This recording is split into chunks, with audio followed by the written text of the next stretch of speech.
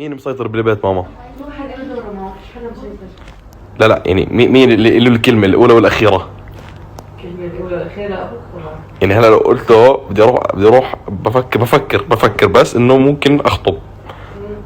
وقال أوكي. والله منك لا أسكت. تحكي جد؟ أنا ما حتدخل قبل 5 سنين ما بتدخل. شو يعني؟ إذا بدك تتجوز قبل 5 سنين هي أبوك يجوزك. بدك تتجوز بعد 5 سنين أنا بجوزك.